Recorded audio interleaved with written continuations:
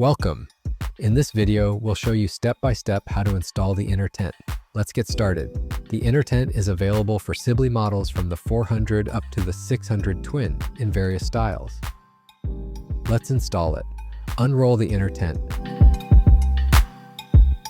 Hook the top of the inner tent to the ring on the center pole. Attach the sides using the loops on the ground sheet. Repeat all around until the inner tent is fully installed.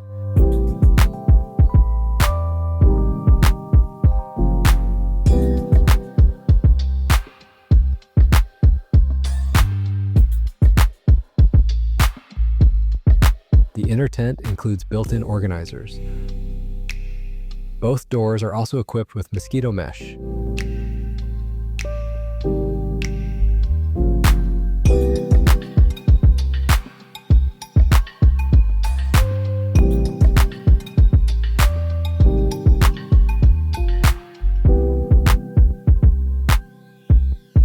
That's how you install the inner tent.